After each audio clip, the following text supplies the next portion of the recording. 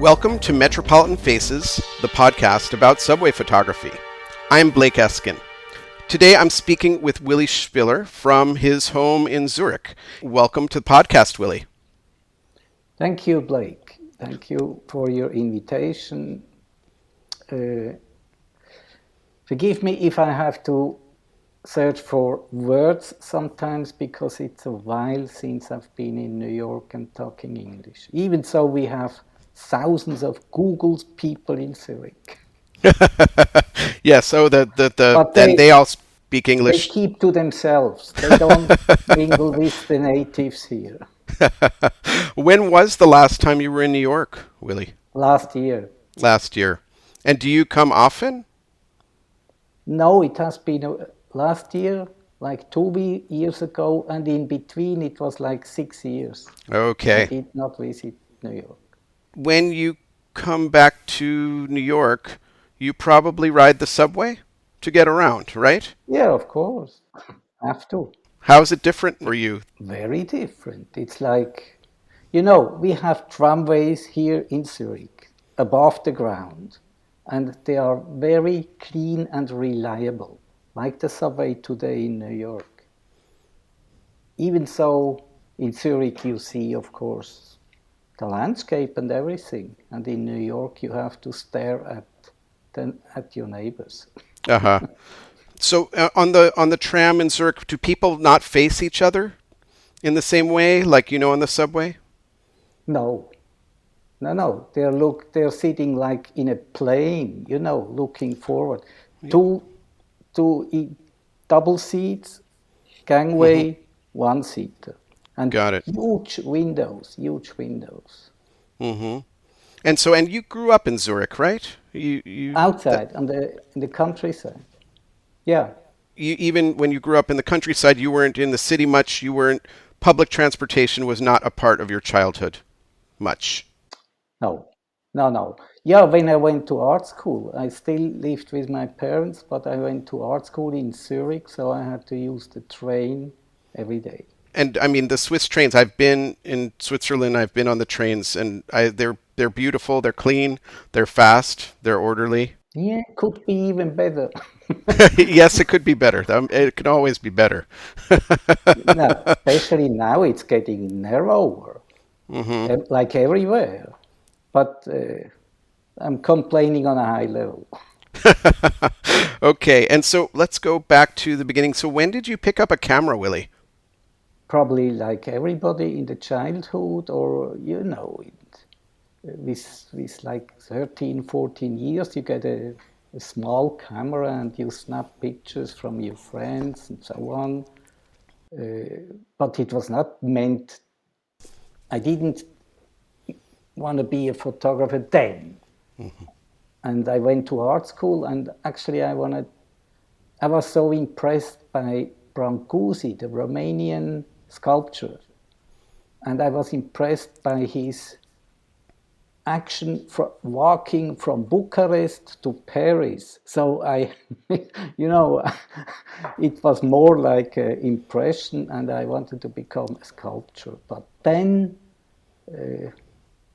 it changed. During the first year in art school, where it's more general, probably like then you have to decide.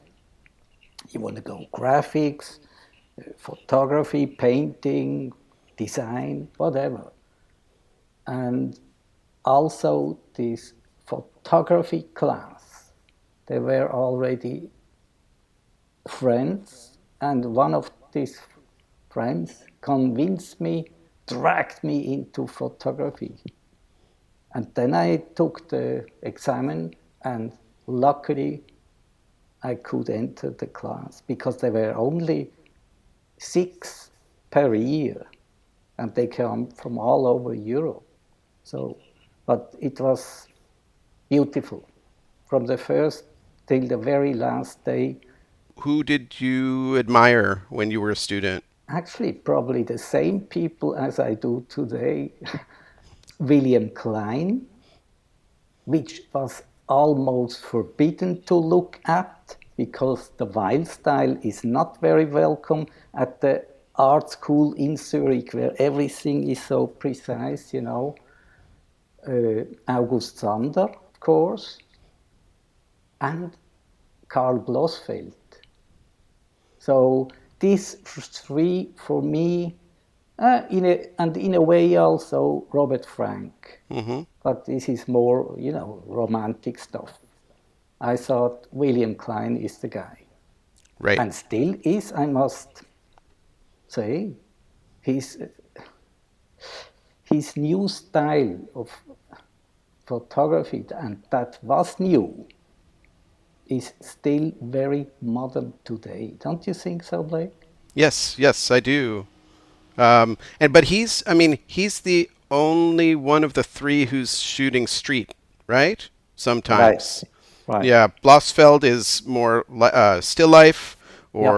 and then you have Sonder who's doing portraits, and those are very composed portraits. And I mean, it's interesting you mentioned Robert Frank. I wonder if people expect you to be a Robert Frank fan because you're Swiss and he was Swiss, and you came to New York and he came to New York, and you're looking from the outside and he's looking from the outside. You must. I I don't know if. didn't get a Guggenheim. That's the difference.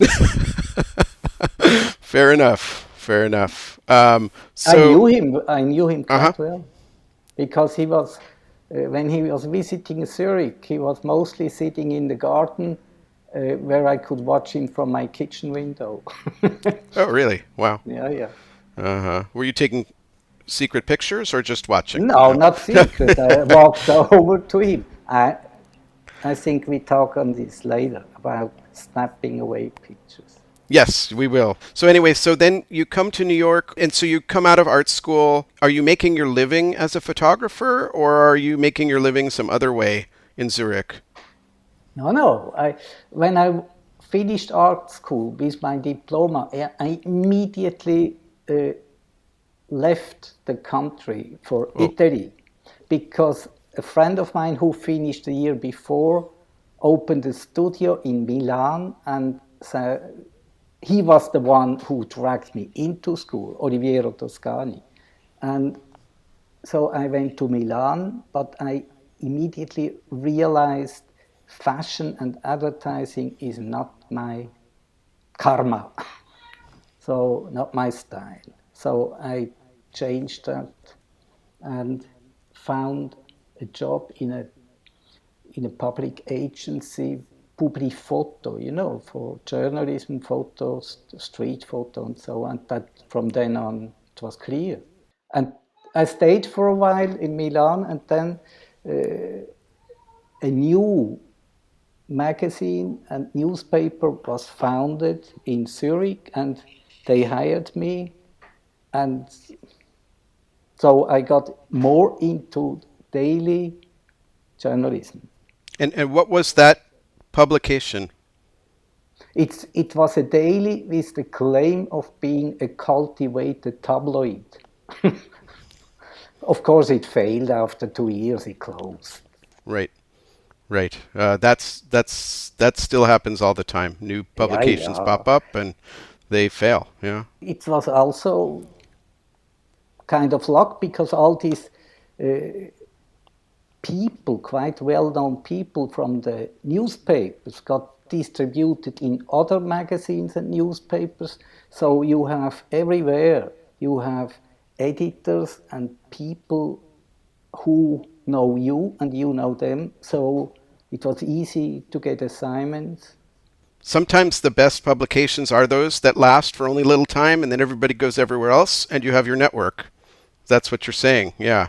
That's what I'm saying. Yeah. And so, or I guess some of your photography is for your job and some Yeah. of your photography is for yourself. No, no, no. I never made I never made this distinction or dividing. I got hired actually uh, under the condition they said, do your thing. Take pictures of what you think is interesting for other people in our newspaper. Of course, you have these repeated occasions of festivals, of politicians, of You know that. So you do that too. But even then, I was driven to find a special angle to visualize these things in a way I thought it's newer. Instead of saying we need the picture of the handshake, you're No. basically covering the event and you're covering it from your perspective and trying to make it look, Yeah, yeah. but then I was labeled as artsy fartsy photographer, and I didn't like that. So I tried to discipline to learn more about the conditions of photojournalism. And that's when I was sent to ice hockey, soccer, or ski races in the mountain, and there you learn it. Actually, that's the best to train your eye. These sport events, you have to you have to concentrate so much, and there you learn to anticipate what could happen next. So I think this is a very, very important lesson to learn there. And if you can bring even your aesthetic parameters or your aesthetic imagination in these pictures, even better. But you have to have the winner, very important, but in a special way. That's when you see that sometimes in a summit, uh, you have 200 photographers, but only one has the very, very special pictures of this event where everybody had the same possibilities. If you want to, but of course, if you want to do this so-called art photography, whatever that is, you don't need that. But sooner or later, you're like the emperor without the clothes, that everybody can see. You know, only in art there are no rules. What makes like in painting, everybody can put some color on a canvas and say this is art. This is only possible in these visual disciplines. In music, you have to master the instrument and you have to know the tunes. Otherwise, everybody can hear immediately. You're a bluffer. But in art, it's different. So what brought you to New York? Why did you come to New York? And when did you come to New York? When I was this local reporter, I was local reporter for this newspaper which was published twice a week for several years. And I roamed the city and I knew it very well. And one day I thought, now we have seen it. And I felt like a window is closing, and when I don't get, or a door is closing, when I don't get out now, I never will. And I couldn't breathe anymore. So I took the next plane and went to New York. Because I saw it, New York at the time then, and that was 1977. New York by then had a radiation all over the world, a magnetism in its own right, very special. The music, the fashion, arts, everything was luring. I think it's not wrong when I say it was the capital of the world. And today is completely different. It can be everywhere. And And it was the case when I came there for the first time. I was completely flat on the sidewalk because a friend of mine who already visited New York once, he said, the streets, even during the day, are so dark because the buildings are so high. Even during the day, people are walking around with flashlights because it's so dark. I believed it and took a flashlight with me. Really, very, very strange. I was, I was completely overwhelmed, and I didn't know anything. And orientation is also something for for Europeans maybe only, which is very difficult till you get around with these numbers. And it's east and west, north, uptown, downtown. When you get there, where did you go? I knew only one hotel name, and that was the Chelsea Hotel. Really? Uh-huh. Because I read about and I heard it's not very expensive. So I went there because I had some friends, or maybe two or three, from Switzerland who they explain very quickly, in New York you cannot stay with friends. Everything is small, so find your own place. And so what did you do for work in New York? Did you like take your book around to try to get a photojournalism job? Actually, I thought I wanted my best chance to make a living is by sending material to European newspapers and magazines, because to squeeze in or to compete with the New Yorker or American photographers is, I think, I couldn't figure out how to do it, and I also didn't. I, I didn't want to disturb those gangs because it's everywhere the same. And I say it again, my best chance, I thought, is by contacting correspondents and offer them my services. So I joined the Foreign Press Club. Since I had an accreditation of a very reputed Swiss newspaper, and that's how I got into the press club, which is very interesting. The Foreign Press Club is a subsidiary of the CIA. So, really, believe it or not, they screen you incredibly. And you know, the embassy has to write a letter, the police, and this and that. But then, once you get it, you can work. Because I'm not a tourist, you know, who is snapping away pictures for in vacation. Right.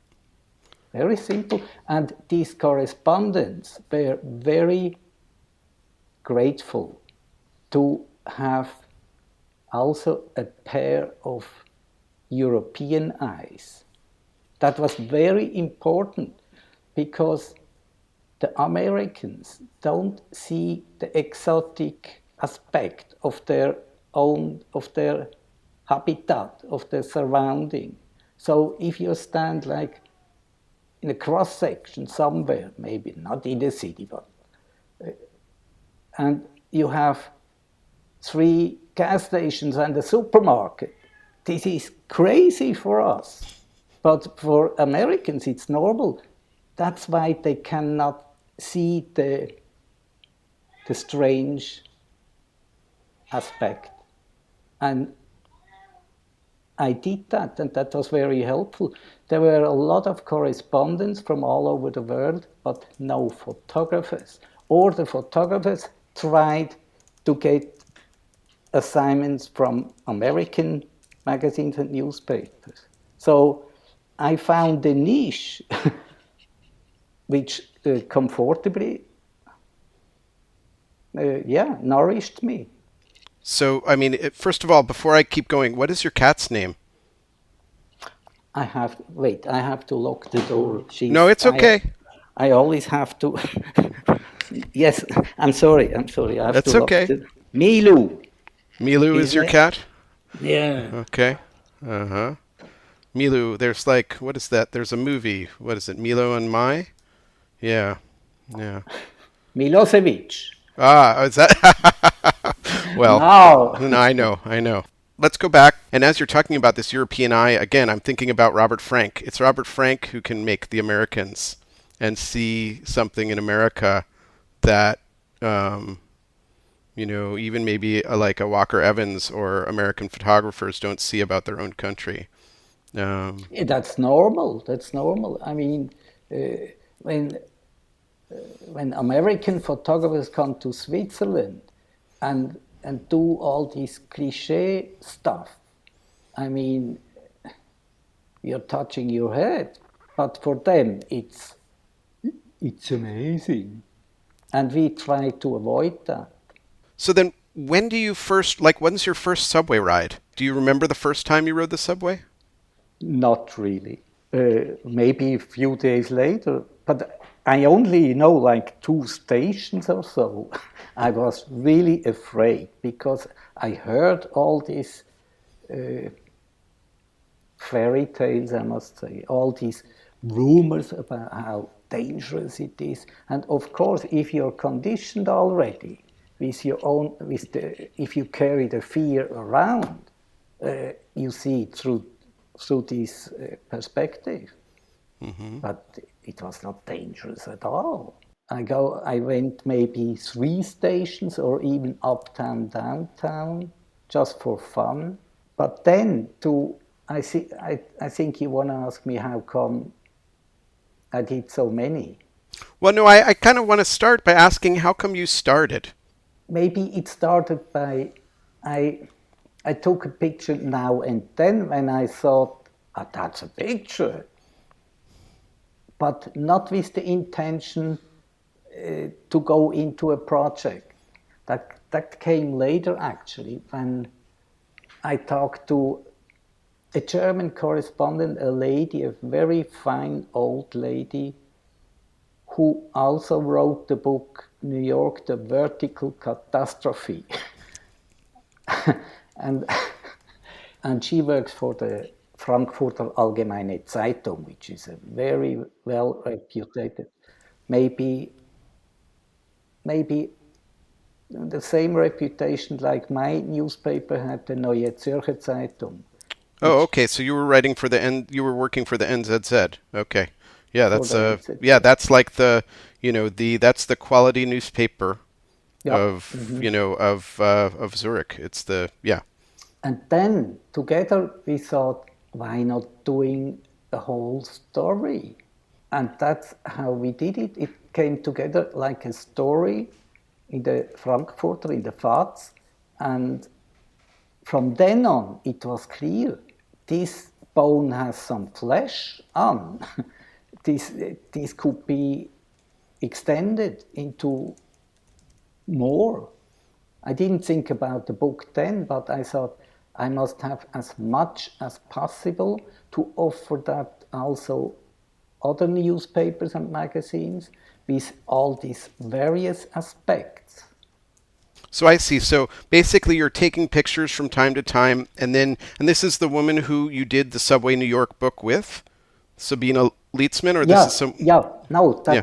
that was the very, very first publication.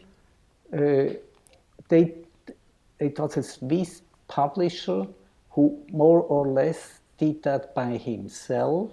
It was called Menschen im Untergrund, People in the Underground, the subway of New York. Not a very good title, and it was a failure too. And does that name have like a resonance, like sort of like in a Dostoevsky, the Underground No, Man kind of thing, no, or it's more just absolutely people on the not. It was subway? just very boring. Got it. Okay. But the German lady, Sabina Lietzmann, also wrote the text there. Yes. Mm-hmm. And another editor from a Zurich newspaper, a good friend of mine who visited me, wrote another piece where he describes more or less how I work. That was in a satirical, humoresque way. Very nice, very friendly. And Sabina Lietzmann then took the title Hell on Wheels. She said that's what it's called in New York. Even so, I didn't hear it very often. But I thought, this is a great title. That was the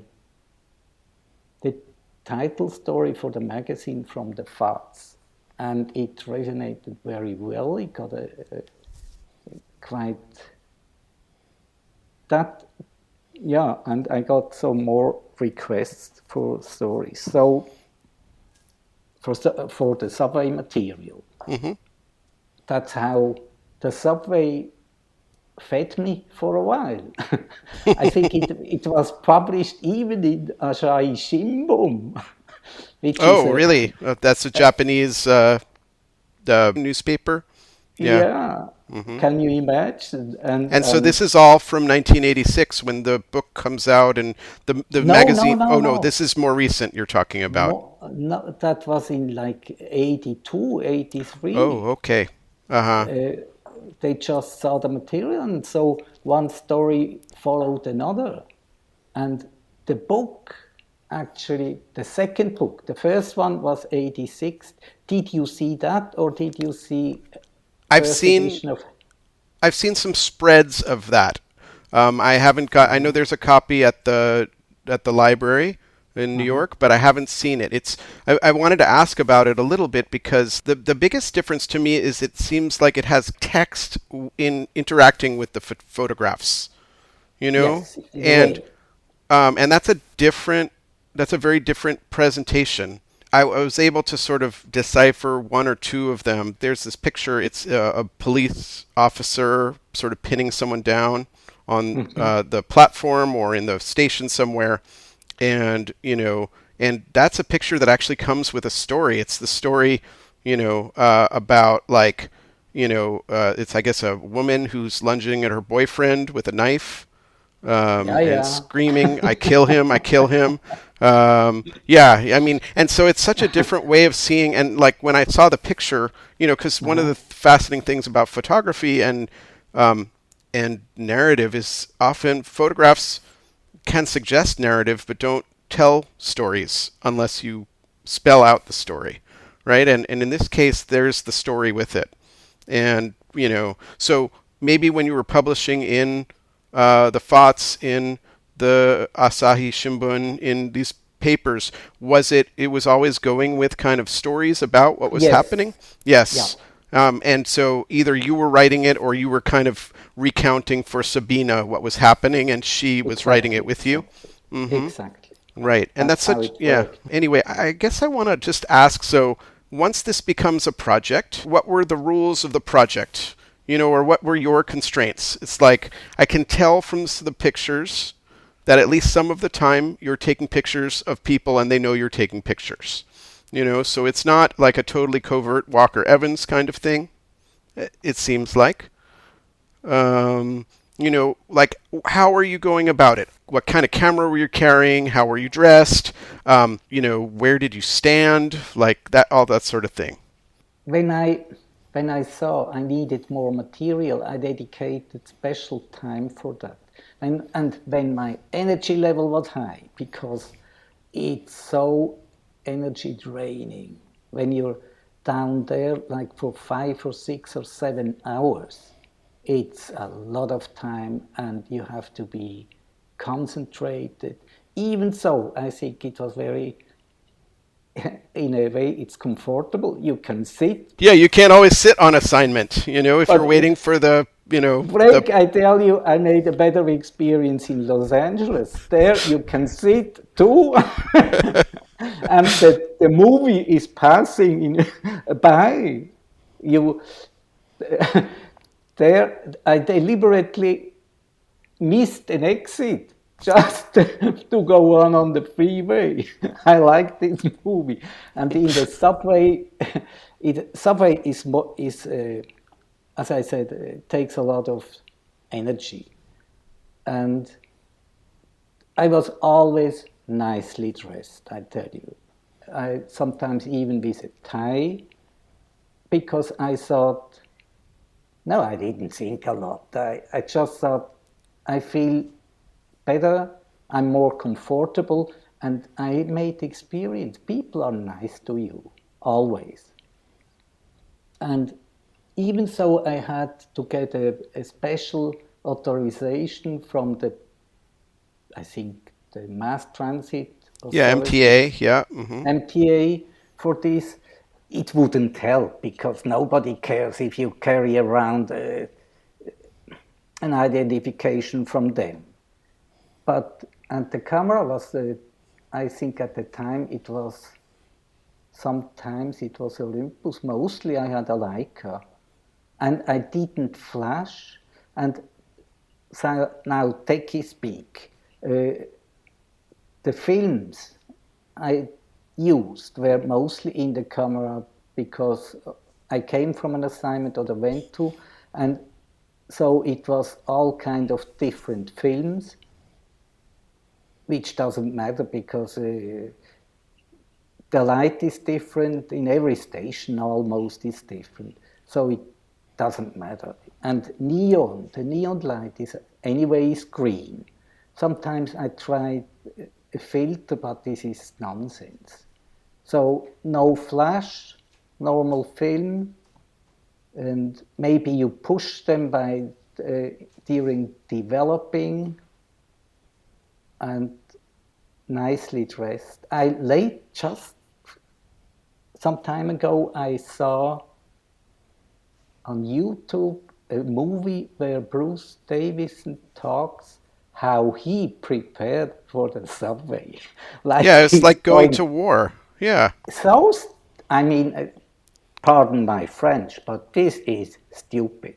You know, you get what you pay for. So if you go with this expectation, it's dangerous, naive, and this and what did he say? Even in case he gets wounded, he has some place there. How do you say? Like a bandages. Yeah, bandage and this and that, and dressed like a soldier, and he even went with a police escort. So I think this is, even so I estimate Bruce Davidson worked very high, I must say, especially the earlier thing. I couldn't understand how an experienced reporter like him expect to get mugged and murdered. This is so strange. Hmm. So I never ever got mugged. Uh, you get into discussions sometimes because I take pictures open. You can see that by the perspective. I don't shoot from the hip. While sitting and snapping pictures away secretly. I don't do that. I think this is not nice. So I was standing there, and sometimes people stare into the camera, sometimes they smile, sometimes they are suspicious, and me too, of course. I could see special people, young guys who are judging or estimate is that a victim or not. So I looked back, and sometimes I got into discussion, but mostly very nice. Hmm. Maybe one time I was followed by a guy who I guess wanted my camera desperately. So I jumped into the next wagon, next car, and sit there in the corner and pressed my foot against the door handle. so he couldn't open it. And then the next station I switched out, Hmm. but nothing serious. I thought it was more like a game. Right. So when you're doing this project, I was born in 70, so I grew up in Manhattan. So for me this was Ah, my ages 7 to 14. uh-huh. And I would go to school. My parents didn't like me to take the subway by myself. I started school, I would have to go up up on the 6 Yeah, and so I also was sort of primed with this fear that you're talking about. And I remember this period of time. I want to ask you about the yep. fear, actually. Like, did you feel some people feel safer when they're photographing? Did you feel more comfortable on the subway when you had your camera out, or less comfortable, or more risky, less risky? You have to overcome the barrier of normal human respect to the next.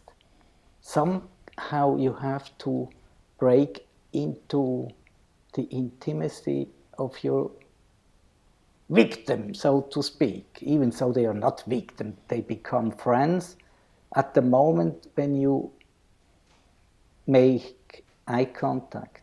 But still, you know that. Everybody knows that. It takes courage, decision to overcome. Should I not? Sometimes you do that automatically. When I see a great situation, I do not hesitate. I take the picture. And maybe I have to explain it then. And then I explain this is a fantastic, thrilling situation. First, you look good, and and so on and so on. But as I said, after a while, you feel it in your bones. It's hard. At, when I got up, when I got up from the subway to the surface again, I always headed to the next bar to have a big beer. And it was great situations. Mostly, I like those Blarney Stones or whatever, Yeah, the these, Irish pubs. Yeah. yeah, or dark waterholes. I like really dark bars. I don't go to, I never would go into a tea room or, so I go there where life is, not Hmm. where you're being served cafe latte. That's not my style. And so that feeling of having a beer is almost like it's like the the people who go into these bars are often like laborers at the end of a Yeah, long yeah, day, and so yeah, you yeah. felt that way too. It sounds like you Ah, found like really, your right. Blake, thank you for this. Yeah, phrasing. Thank you. I never thought it but this way, but actually, now, as you say, it's true. Yeah. Then I had another one, and maybe a chaser, and the third one was on the house. Right. And as you know, you have to put your money on the table always, on Yes, on the the bar. bar. And I like that a lot. I like that. I Hmm. even wanted to make a book on bars, on New York, this kind of bars, but they're, as I noticed last year, they vanished. They are not there anymore. Yeah, there's a lot more $18 cocktails than there are Blarney Stones left. So Amazing, yeah. amazing. I Hmm. had to pay for on Mercer Street. I had a glass of wine, and they asked me like $12 or something. I said, "Are you crazy or what? Show me the bottle." So he brought the bottle. I took a picture immediately, and you can check that. How much is this wine? This was a bottle for $5, and you sell the glass by $18. Do you also get paid from the owner like this crazy, leverage? He said, no. And so I gave him $20 and said, this is the tip, but don't expect me back here. So he came back with a second glass and said, this is on me, and with a little note where he said, here are the names for good bars and drinking places for decent prices. Isn't that nice? That's great. That's Yeah, great. Yeah. You seem to have this kind of rapport with people. That I mean, did that come from the photography? Did it come after the I guess photography? Did it so. make the photography work? Yes, always, always. My idol, actually, uh, my biggest Vorbild, what is that? Yeah, idol or Hmm. something. My light pole is Mark Twain because he was a local reporter too, and he made the opening of a hair salon to an event. That was the pattern I was following. The most ordinary daily events or situations are the most fantastic things you can encounter. It's not, if those great photographers are coming back from the Andes, from Latin America or China or so, uh, everybody is in awe and and yells, "Awesome, awesome!" But when you're when you report on local events, you have to deal with experts because on local events, everybody's an expert who lives there. So that teaches me that taught me a lesson, I tell you. So for me, everywhere I'm a local reporter, and I try to see the daily condition for the people. Yeah, I like that. Right. So where did you live when you? I take it you didn't stay in the Chelsea for 7 years. No, Where did you live in New York when you were working? my desire was to have an address uh, with an address where people know where they can where they have any imagination to it. So the most famous street of New York is Blake is Fifth Avenue, no. St. Mark's Yeah, you Place. you from the east side taking Yes. number 6. You are from the east side. No, Yes. no, No. So no. we're talking West Side. Oh, Broadway. Broadway. Wait, Broadway. Broadway. Of course, Yes. when you have an address on Broadway and send, by the time I wrote a lot of letters airmail, and if you can stamp Broadway, that's something where Right. people admire you for. So I found an apartment on Broadway and 71st. Oh, okay. Yeah. Yeah. Sure. Uh huh. Lovely, Uh huh. lovely. Right. I Yes. Right near stayed all there. the kosher restaurants on 72nd Street. Yes. Yes, Uh. yes, yeah. Yeah. Uh huh. And Great. Papaya King. Yeah. Uh huh. Mrs. Now, Papaya Gig is not my place. I would Okay. go to Mrs. J's Sacred Cow or something. Or there was a bar on 72nd between Amsterdam and, yeah, around Amsterdam corner. Uh, a black bar. Mm-hmm. Most and there that was my hangout. Or next to my house was a very elegant black nightclub, and the bartenders were white, but the patrons were all black, and with music and famous Afro-American artists were there Mm-hmm. entertaining. There was a place, or the before I said the bar, also a very dark bar. Right. I mean, let's talk a little bit about race and the subway. And so I think one of the things that I see in the pictures when you talk about this looking as an outsider, I think some Americans like either filter out black people or don't notice them in the same way or project ideas onto them. Like you're coming from Switzerland and you're moving to this very, very, black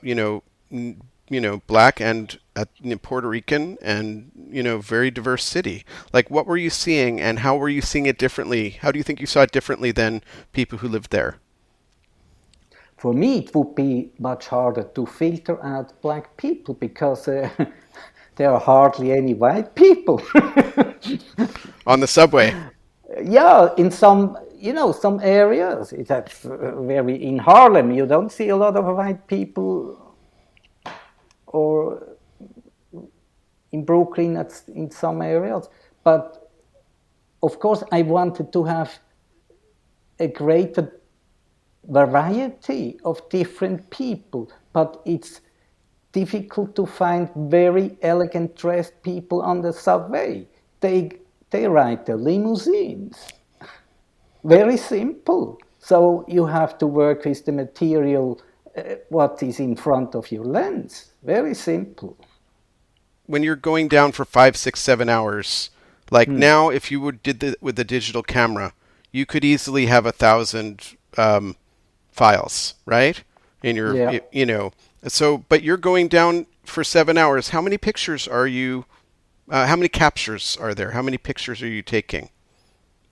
Maybe 3 to 4 film rolls at 36, so 100, 150. Right. That's a lot. That's a lot for one day. Mm-hmm. And it's expensive. I mean, that was an investment because I wasn't paid, like an assignment. I did that on spec. And maybe also to come back for the race question, I did a story once in Macon, Georgia, about the Ku Klux Klan rally. And there I sneaked on over in the night over a field. I had to drink a lot to get the courage to do that. You see how they burn the cross and everything. So I crawled over this field, and of course I was detected by them. And first they got so angry, you can imagine. And then they noticed I'm not from there. Where are you from? I said, Switzerland. So they said, oh, so you know how to handle a gun? I said, yes, of course I do. And Switzerland, very good. You have your own gun at home, and you don't have Jews. That's the difference, Blake. That's the difference. So in Switzerland, yes, we don't have many black people. And Jews don't look different than everybody else. So I noticed in America it's different. Very different. Mm-hmm. Very different. Maybe that was a point for me too, because I felt very attracted to other ethnic groups like Latin Americans or Russians there in Brighton Beach, and where nobody even spoke English, where you have to drink vodka like from flower vases.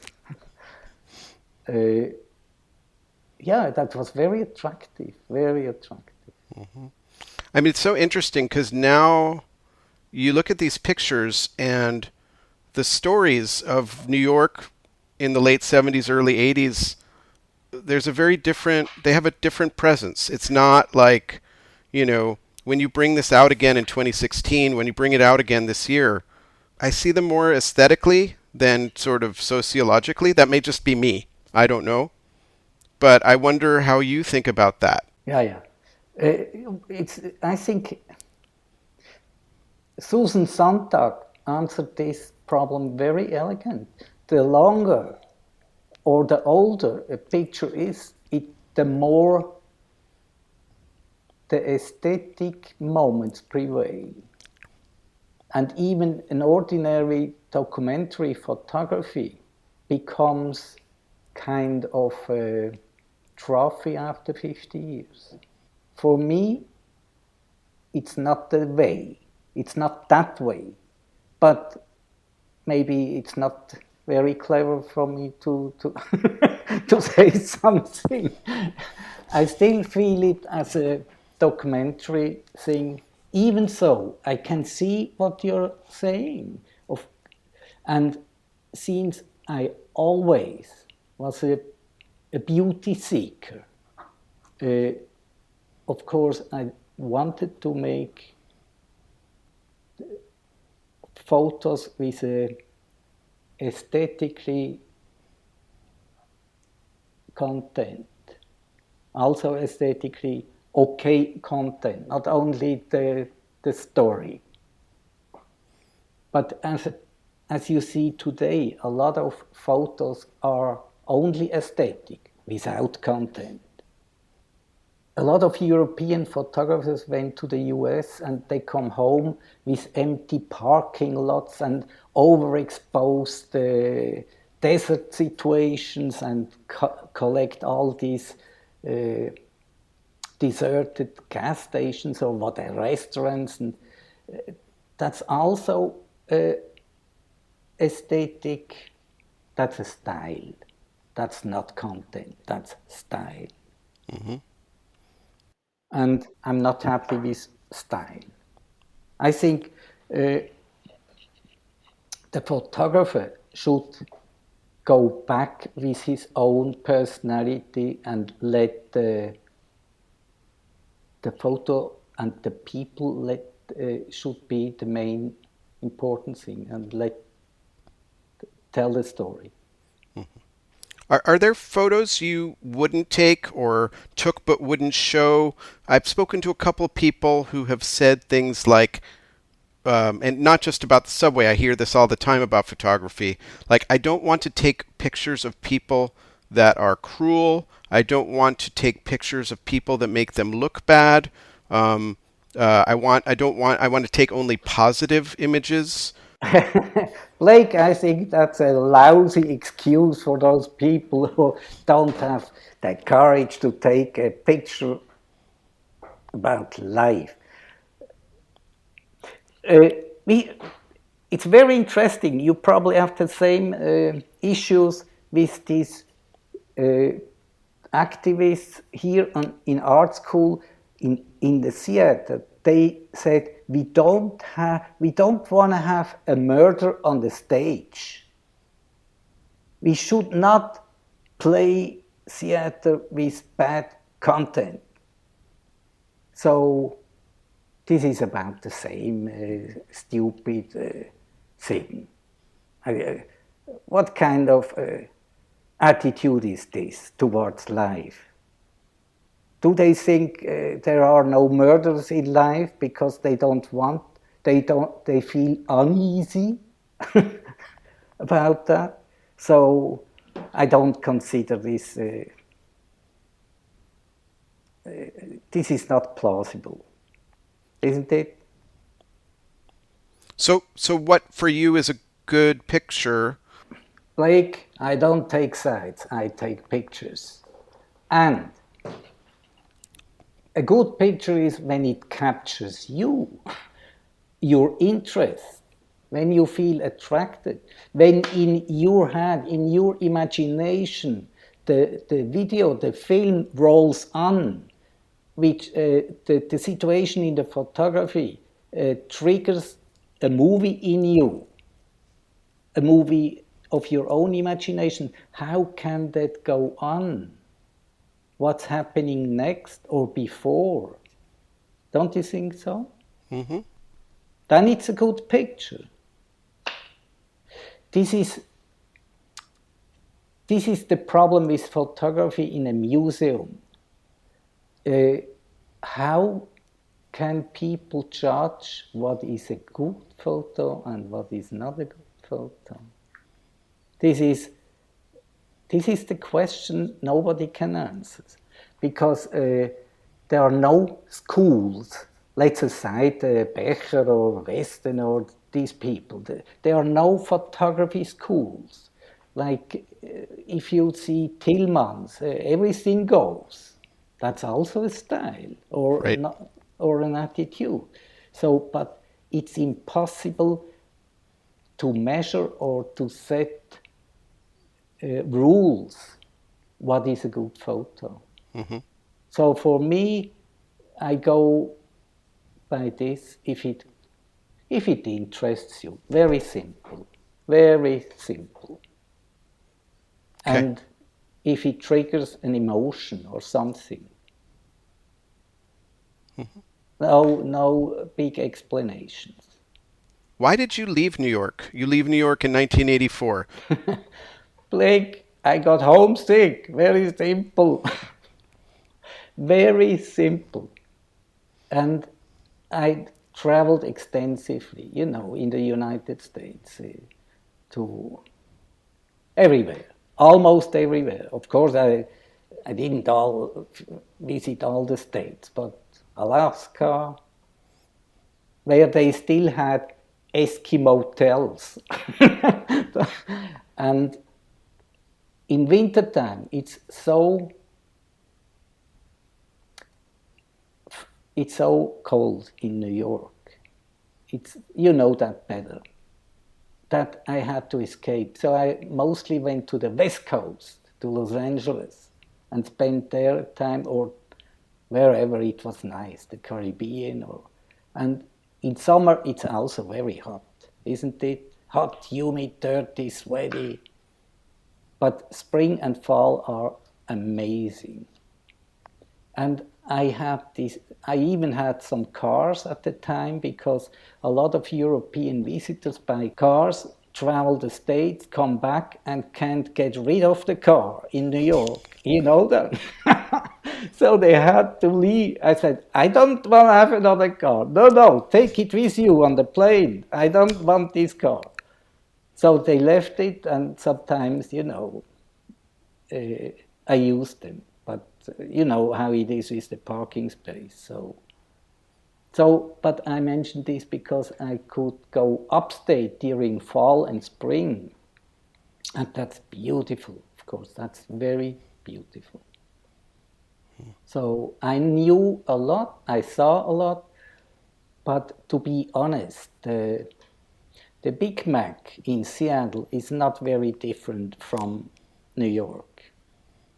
And I was so homesick that I wanted to, I wanted to go home to Europe, because I felt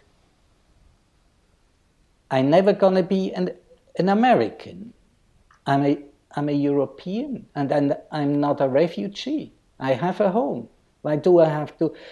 I did a lot of stories of these immigrants, Swiss immigrants, who explain me how they came poor, how they got so rich, and how beautiful it is. But after 2-3 glasses of white wine, it came out that they miss home. Especially since you are risking losing your friendships from school, from everything. But of course they are well established. They have children who speak English without an accent, and they got rich. So, but they are trapped. They cannot go home. You know that that is this Irish song, "You Never Can Go Home," Exile, by, Anyway, so I went home. There was a moment in Little Italy where I had this espresso, And they explain me how original it is and how very special they roast the beans and this and that. And I thought, be quiet. I want to have an espresso in Milan, which is 2 hours from my place here. And, and there they don't explain me how they roast the beans in Italy.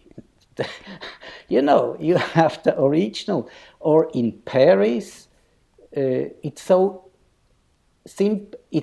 close by, you don't have to fly for hours and hours and are still in the same place.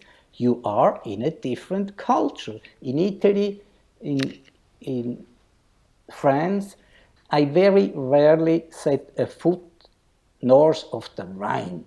The German Reich is not my Reich, actually. To be honest, last week I had to go there, which is like 40 minutes from my place, and I got a flat tire. So that should tell you. In years, I never had a flat tire, and I got a flat tire just across the border. But it's different. I love it. I love it that everything is so different. Right. But after New Right. York, to round that up, in New York they say you're lucky if you can do 3 things a day, right? Bank, post office, whatever. And it's exhausting. Life is exhausting. You're tired in the evening. So coming back to Switzerland, I still feel like being on holidays. Everything is so easy. So, like a play. Yeah. But I'm so grateful, and I wanted to leave before it turns, that I wanted to leave with a loving feeling. And I still love New York and admire the USA. Not for everything, Blake, not for everything. But I love it. America was good to me. And wait, there is, you only saw the subway book. Now, the book on New York is not out yet. This is the Oh, real great. thing, not the subway, my friends. So that's a forthcoming project. That's That's great. everything I have together. I want to show you some pictures someday. I I'd love to already see have them. the title. What a feeling. Yeah, it's from the 80s, so that was the most played title in Studio 54. What a feeling. So you were aware of a change in yourself between 77 and 84. Were you aware of a change in the city also? By then it got better when I left. When I came, New York was really down. But of course not for me as a newcomer. You cannot see all these problems. You are overwhelmed by the energy, the drive, and these new impressions. You don't see problems everywhere like the New Yorkers did when they when they complain in the newspapers. But not everybody. The New York Times still had this column with these city anecdotes, with these stories, which are nice, fabulous. And then it changed for the better, I think. Koch was the mayor, and I was also impressed by his energy. I met him several times, and he was driven by the desire to make living better in New York. And then I left, and I couldn't. What you see I couldn't judge, or I couldn't follow how it developed. in which direction. What I heard now, the artists are gone, and it's a different drive probably. It's more the smell of money, isn't it? I'm going to go back, if it's okay, Willy, to and ask a question. So you published this book in 1986. You were living, you sold a bunch of photographs, and of stories about this from the 80s, and then the subway project resurfaces, Hell on Wheels resurfaces in 2016. So what happened in between? Did you lose interest? Did other people lose interest? What made it come back? Why was this? Why did you think there'd be an audience for this, or why did galleries think there'd be an audience, or like what happened to the project in those 30 years? Did you think about it much? Did you not think about it much? Yeah, it was in those cardboard boxes in the attic, these slides. And, you know, life was going on. I traveled a lot from Europe to the east, to the Far East, especially to Africa. There I went, I became an African. Really, I did even a campaign for a president on the West Coast. Amazing. So, and I Which country in completely, Africa? Ghana. Oh, wow. Mm-hmm. And I completely lost. No, it's wrong when I say I lost. I never lost the interest. I knew it was there, and I still had the love for all these memories and pictures. You know how that is if you dive into an archive. It's a time trip, it's time traveling, and sometimes you like it, sometimes you don't like it. But that keeps you away from your present activity. And I was very, very busy in traveling and working from here and a lot in Latin America. Because when I came back, it was the high time of magazine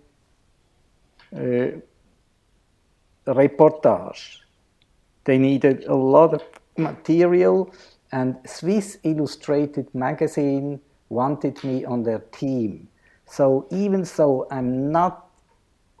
I don't like to be employed, I must say. I was only twice employed in my life. You And mean you don't like to have a specific, like a full-time job, right? no, that's not the problem. Okay, so what's Life employed? for me as a photographer is a full-time job. Right. This is 724. No, somebody tells you how to phrase the picture, how to take the picture, what kind, and this and that. That's why I never could do advertising, commercials, because I would have loved the money, but they smelled that I detest them. and but then I tried it several times, and there is always somebody, when you want to take a picture, the art director comes, the stylist comes, and everybody is talking. And as a reporter, you take the picture when you think it's right, and not when somebody tells you. That's the reason why. And being on a trip or covering certain aspects of story leaves you all the freedom. And then in 80s, late 80s till 2000, the magazines here had so much money. You could do whatever you want. You come in the morning, you come with a suggestion to the office. Yeah, I heard there is something going on in Japan. Hop on the plane and go to Japan. And as a rule, it was, you always have to travel business. if business is fully booked, you travel first class. I mean, those days are over, luckily in a way. But that was not the reason to think it was wonderful. It was the possibilities. I even went back to America, to Detroit. There was a famine in Detroit, I think 86 or something, where poverty was so great and desperation that the relatives of the Polish citizen had to beg their Polish relatives to send them packages with food in Detroit. Can you imagine? So I went there to cover this. I saw a complete different America. I went to the Cadillac factory and this and that. Amazing. But the important thing was the endless possibilities as a reporter. And when those days were over, I saw the wind has changed. And by then, luckily, believe me or not, there came this gallery and said, can we have a show with these pictures? And I never ever wanted to see my pictures hanging on a wall of a gallery or a museum. That was not my thing. But you have to go with the flow, Maddie. You have to go. So, luckily, it was the case that by then, these forgotten children in the attic, the subway, came into fashion again. And again, they nourished me. Isn't that something? I am very grateful. So it was the subway pictures that they wanted in the gallery. That's what they wanted the first show of? No, so New York in Right. general. Got it. And then a young publisher came and wanted to do a book, and that's how the '86 version came out. Mm-hmm. And it stirred a lot of interest, and he printed only 1,000 copies. They were sold out within 6 weeks. And I told Miriam, the owner of the gallery, why don't you print like 5,000?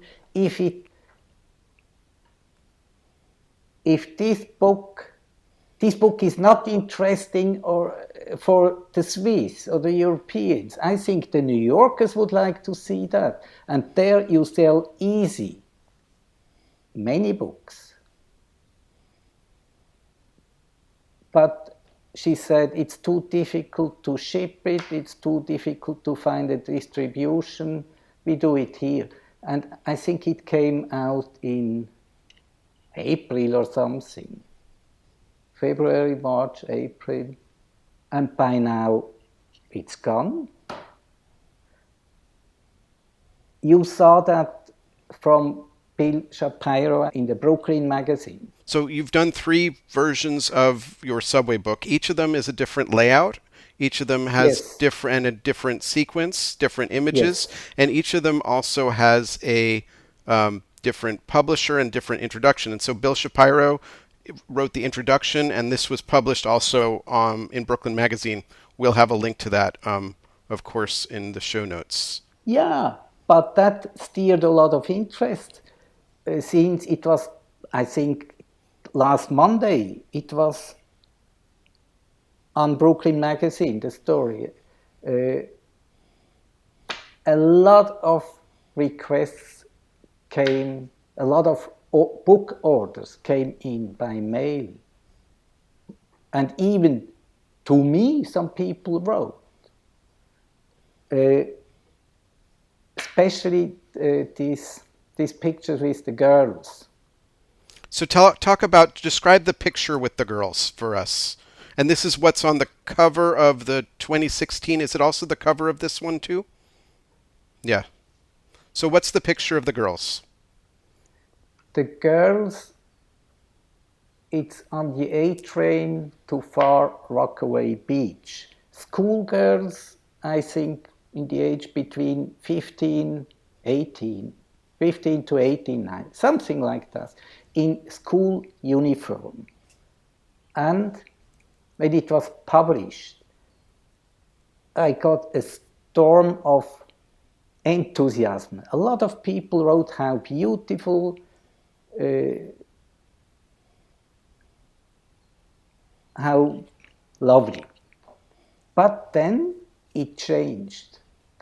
More cynical, more vicious comments came up. How voyeuristic I am. And even, with the accusation of being a pervert and all these things. And even what kind of name is Willy? How can a mother name a son Willy? Oh my goodness. And yeah, And it's very appropriate together with these pictures. Lots of comments like this. So, and most interesting, Brooklyn Magazine is one of the very rare publications who published this again. Before it was the most published picture and the most posted in the media some years ago. And now almost nobody shows these pictures anymore. Very interesting, very interesting. And but I got even a comment some years ago from a son of one of these girls who became a mother, who detected his mother, or the mother said, "That's me," who wrote me and said how proud he is that his mother got to be a star, being photographed of a European. And so that was very lovely. But mostly it turned and it became bitter, which tells a lot how the situation is today. The picture hasn't changed, only the attitude towards these scenes, towards young people, towards young girls, being innocent in a way. Now, people who accuse you of that, people are not innocent, I think.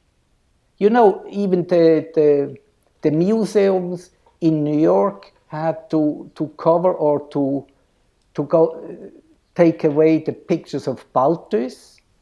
You know that. Yeah, the Swiss painter, and who paints, I'm not sure, was it his daughter? I'm not sure. I can't remember who his model is, but it's a naked woman under.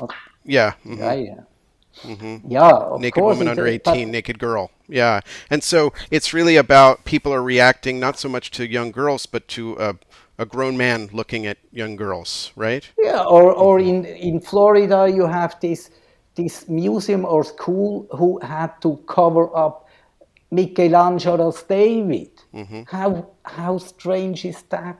What's the story of how you took that? What was your interaction like with those girls? Do you remember? Yeah, I was standing on the platform in summer, as you can see, and I noticed those girls, and I thought how the light came in and how they are joyful sitting there having a good time.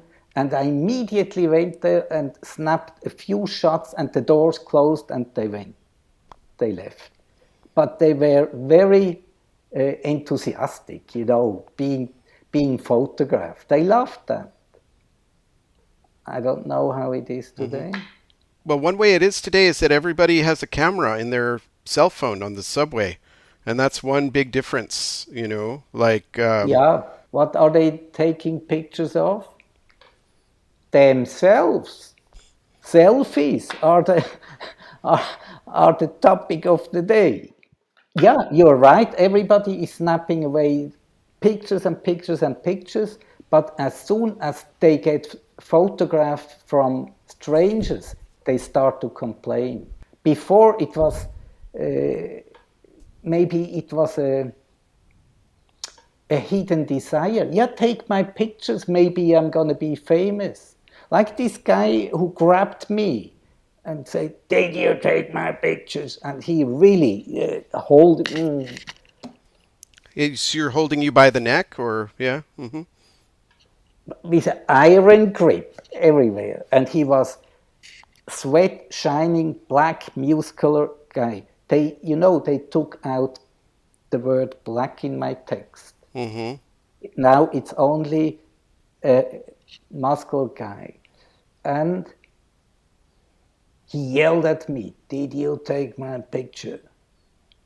And I really had to think fast. Should I say no? Should I say yes? I said, "Yes, I did." And he said, "Very good. You're going to be rich with these pictures because I'm going to be famous someday." Fabulous, fabulous. And this is a picture you haven't ended up printing or showing or something like that. No, it was so fuzzy, unusable. I have a lot of great shots unusable. Uh-huh. That happens to everybody, I guess. Sure, but you also have a lot of blur that works to your advantage. Part of what Yeah, I find so interesting, whether it's the contrast between um, things that are moving and or people that are moving and people that are still, or just some of the pictures are just feel like to me they're just about pure color and much less about precision. And that sort of blur, almost like you're in a nightclub, almost like you're at Studio 54, captures like a certain kind of feeling. yeah, but Blake, guess, have they been published then? No. No, no, no, no, you couldn't see Course that not. then. Unusable, because unusable. Today, they come across as artsy. Yes. This Hmm. lucky. I mean, even then, I thought it's a great shot, but absolutely nobody wants to publish this because a picture then had to a picture published in a magazine, in a newspaper, has to document, has to prove a certain situation. Then you cannot come with pure color or swish swash. Very simple. And now these pictures are being appreciated in the gallery wall. Hmm.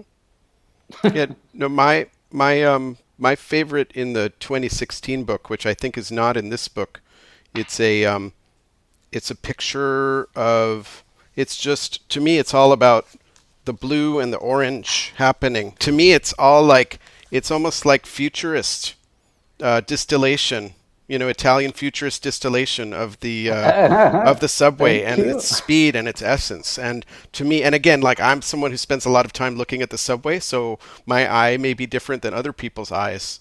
But to me, that one really kind of part of what I uh, part of what spoke to me in your work is all of that, is the places, it's not exactly that they're architectural photos, but they're about the space and the color.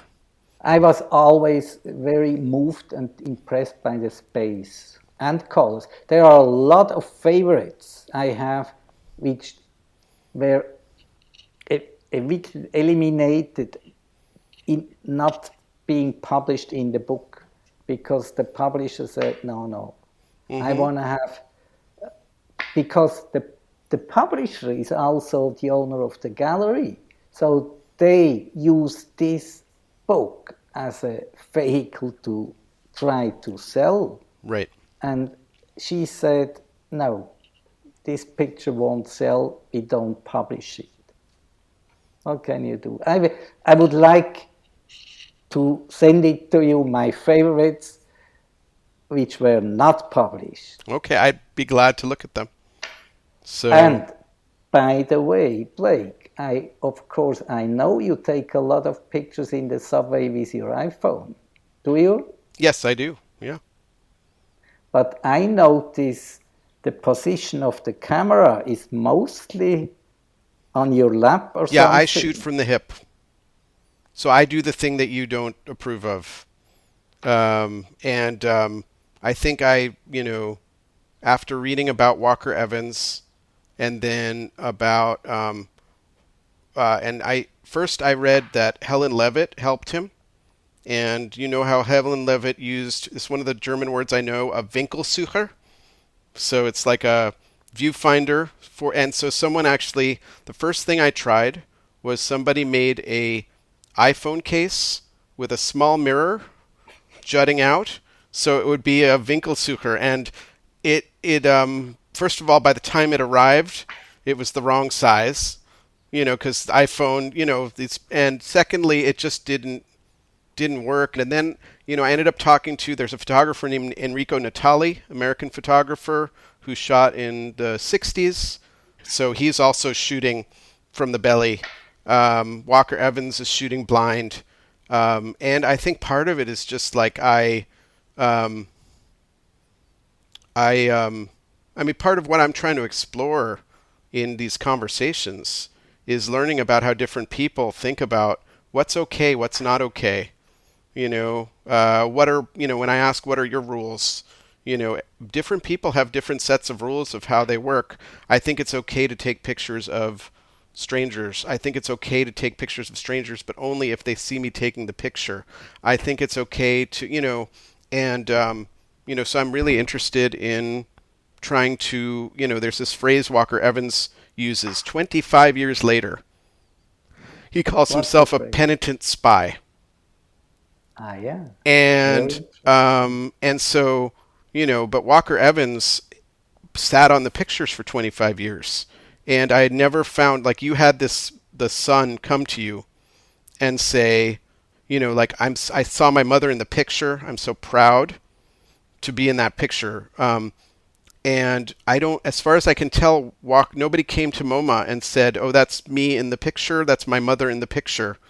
And now, with the speed of iPhone plus Instagram and sometimes plus facial recognition technology, you are no longer shooting strangers, or you're shooting strangers, but you are no longer, they're not always strangers. I've taken pictures and then someone leaves a caption saying, "Oh, they're having a bad day," or "Oh, Monday morning," and then someone else has followed that, said, "I actually used to work with this woman," you know, Oh, yeah. and so I've had experiences like What a that. coincidence. Yeah, and so, but those coincidences are more and more common with Yeah. technology today. I wonder about whether it's okay to be taking candid pictures, but at the same time, I feel like I've learned the frame, and just as you kind of fuse with your Leica or your Olympus, and you have become that, the whole, like, you have that relationship with your technology. I have this relationship with my technology now, that I know when I'm sitting across from someone what I can get. I know when I turn the camera sideways what I can get. And so it's kind of like now I've so learned the machine. So this is part of what I think about, part of why I'm pursuing this project. But doing so, the way you work, you are pretending that you are busy with your iPhone, but in reality, you're taking pictures. Yes, not always pretending that I'm busy with my iPhone. And as you know, since everybody is taking pictures with the iPhone, so they know exactly that you're taking pictures. Most of the time, you have somebody or in the background who is looking into your iPhone Hmm. because they notice that. Even today, I take a lot of pictures in the public transportation, also here in Zurich or wherever. And I do that with my iPhone. And when I try to hide it, I don't get nice pictures. When I stand up and shoot clearly, I get better results. And then I regret that the iPhone is so bad. So I still have I still have an older version, and even with AI, try to enhance it, then it gets even worse. You know, people have this beautiful skin and this and that, and since I don't like to schlep around a lot of stuff, I do that with the iPhone. But I would like to have a better quality lens on this machine. But I see you take, I noticed very well what you do. Mm-hmm. Right. So it's interesting. So what I'm hearing from you also is that that I'm not really capturing an interaction, a moment of intimacy, because I'm not doing it in the open, and that's interesting to hear. No, maybe if you see the moment of intimacy, you hesitate too long. In my opinion, the rule when to take pictures and when not is very simple. It's called respect. That's it. When you do it with respect, I think nobody opposes being photographed because everybody likes to be in communication with somebody else. And photography is still the fastest way to communicate with other people, in my opinion. So that's why it's very simple.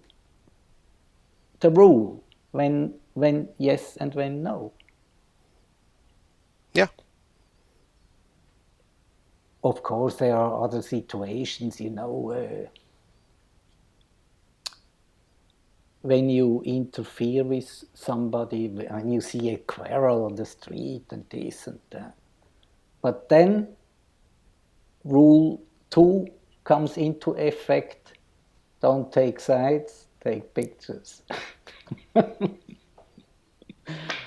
I don't want to sound like No, no, no. I appreciate the advice and the feedback, and I it's appreciate. not an advice. That's what I say. Oh, I see. Yeah. Okay. Well, I It's appreciate for hearing your. me. It's my rule. Right. Right. Well, it's interesting to hear that from you, and that's thank you for looking and thinking about that and noticing things that other people might not notice. So I appreciate that. But they notice you taking pictures.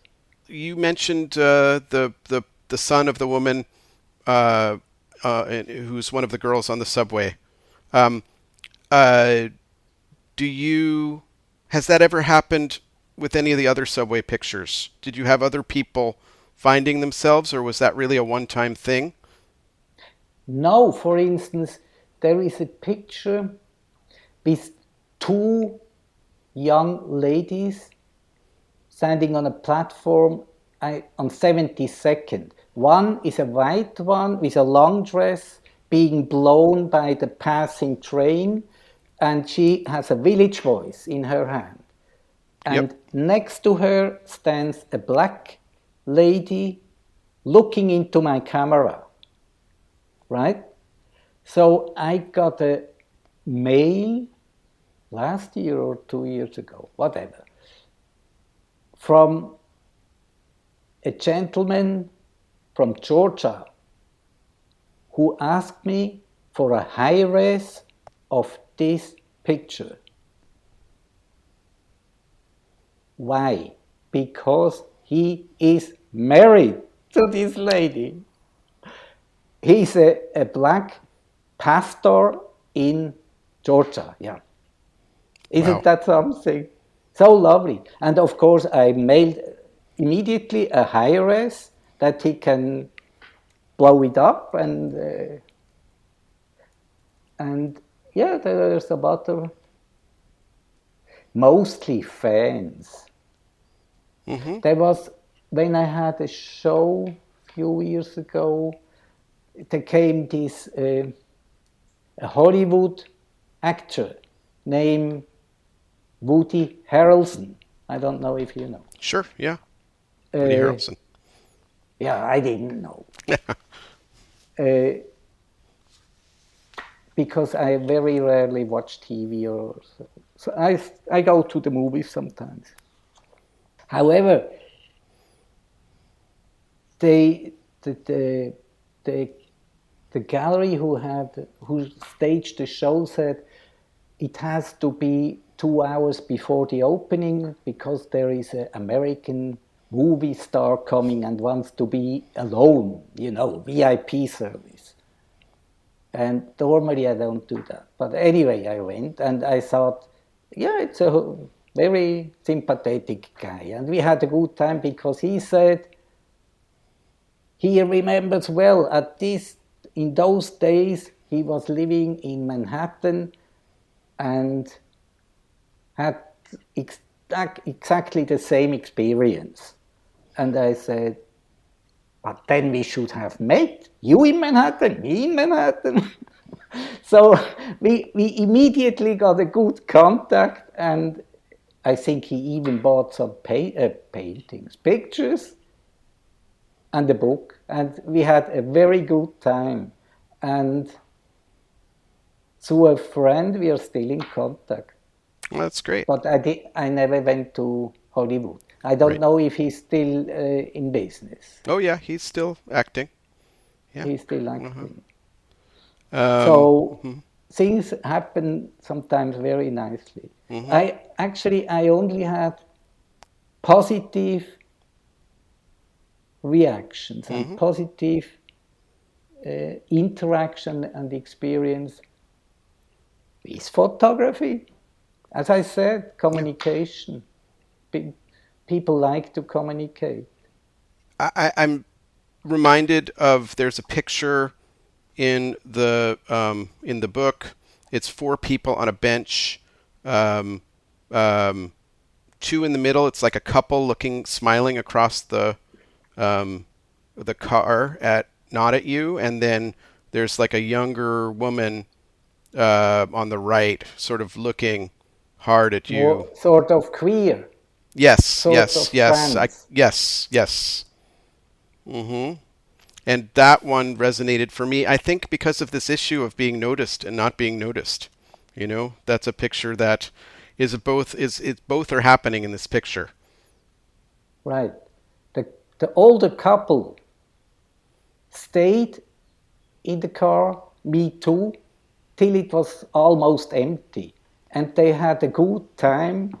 They kind of schmoozed together, and I took a lot of pictures. They pretended not to see, but of course I did. It was a very lovely. About the trans person, I can't give you any information because they left. Right. I noticed you have an Instagram account. No, and so I wanted to ask you about what you make of photography or photographs on social media. I know I have to. Even though I'm lazy, I'm not very eager to see my name there on the marquee lights. But interesting, as a reporter, you see your name almost every day in the newspaper. So you're not eager to have a show and being, But the Insta account has to be feed, of course. And my daughter is giving me a hard time that I have to do that. My gallery is pushing me. Bill Shapiro, as you say. I will do it because I think I should not be determined. I should not be stigmatized with the subway. Because I have other stuff which is even more important to me, I tell you, which comes first. But now, of course, The gallery thinks it now the subway has to be important in order to sell. That's fascinating, this idea of stigmatized by the subway. What do you mean by that? Yeah, that it's like a label. He is well known for that. I don't want to be famous for the subway. Absolutely not. I think when you, yeah, it's it sounds bluffy, but when you see the next book, What a Feeling, that's much better. That's more interesting. And then the other stuff from Africa, of course, but nobody is interested in Africa. That's the problem. Even so, even so, they claim the opposite, that Africa is the future, Africa is here, Africa is dynamic, a lot of blah blah, but it's very rare that really business is done. Anyway, that's I don't want to be labeled as the, you know, that was the tragic of Robert Frank.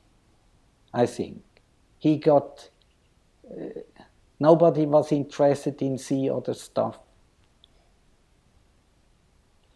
and so he got stuck.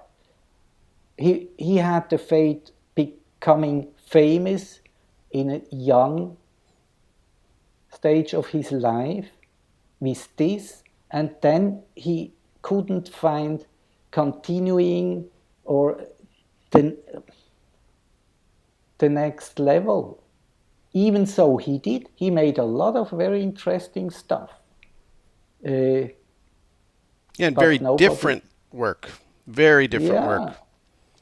And film and The yeah. films I hate, Blake. His films are all films. No. And for him, by him only this one with his son, where he goes into the hospital and still filming, and the son begs him, Papa, can you not stop? Can you talk with me? And he continues, he's leaving the hospital and talking to himself. Oh, obviously he isn't in good condition. And like 2-3 weeks later, the son killed himself. That was cut for me. I don't think this art should prevail. I think humanity should prevail.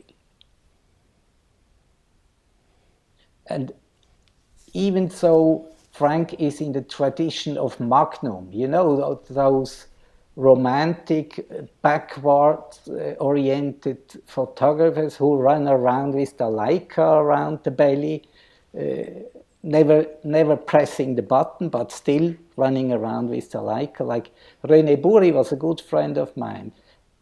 But this is pretending, and they are all romantics looking backwards. William Klein was the opposite. He was fresh and new. That's my opinion about this. When you look back at these pictures 40 years later, when you did this new edit, and I'm not necessarily asking about what ended up in the book or what didn't, but what were things that you noticed? How much I worked. Strange enough, but I think, oh, you worked a lot because I still have boxes full. I'm just too lazy to open it. But there must be a lot of hidden treasures there. But I think it's over. I don't. How much more you want to see of this subway? I'm Fair more enough. interested in the next project. Sure. Is there a schedule for a gallery show or a publication? As soon as possible, Blake. Understood. Because there are some discussions, there are some projects some strategies in the pipeline. And I'm coming to New York in September. I hope I can tell you more Oh, by great. then.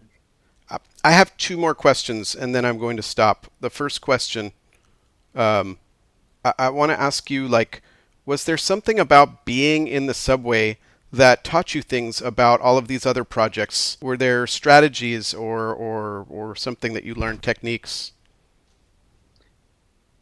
Very good question, Blake. Very good, because it's continuation of what I said in the beginning. You learn in sports. I learned the technique, and the second phase. It's probably now, as you ask me, I come to this point. I never thought about it. It's not only observing, it's humanity. It's about respect and humanity. Yes. Empathy. Empathy, respect, humanity. That's what I learned in the subway. To observe things,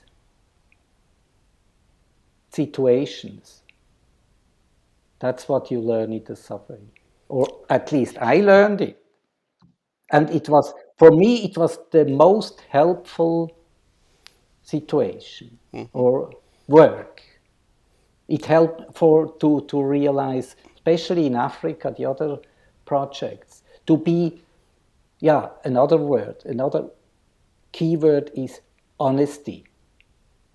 You have to be honest, not only to yourself, but to other people. Then a good result is almost certain. Just one last thing is, if people want to find you, where can they find you? Where do you want to be found? In the eye of the storm. How did you find me? I found you through your website. See, Willy Spiller. Very simple. Yeah. There is nothing else I can offer. Okay. Willy, thank you so much for being so generous with your time. And I'm looking forward to the New York project. Thank you, Mehdi. Have a good time too. And thank you, Blake. It was very interesting and very lovely, charming talking to you both. Yeah, thank you. Thank you. Yeah, I had a really good time talking to you. Mm-hmm. It's even learnful for me. I learned a lot in these few minutes. Great. About because of your questions. It comes back things I never thought about. You've been listening to Metropolitan Faces, the podcast about subway photography. To find Willy Spiller's subway photographs, check out the show notes on our website, metropolitanfaces.com. You can follow Metropolitan Faces wherever you listen to podcasts. You can also subscribe to our email newsletter, sign up at metropolitanfaces.com, and our Instagram is Metropolitan Faces, all one word. Metropolitan Faces is a production of Noun and Verb Rodeo. Our team includes Katie Pruden, Maddie Berger, and Jean-Luc André Montadi. Special thanks to Julie Subrin. Our identity was designed by Jesse Reed at Order. Our theme music is Express Train by Mr. F, which is on Burning Witches Records. This episode was made possible by support from the Lang Faculty Opportunity Fund at the New School. I'm Blake Eskin. Until next time, stand clear of the closing doors.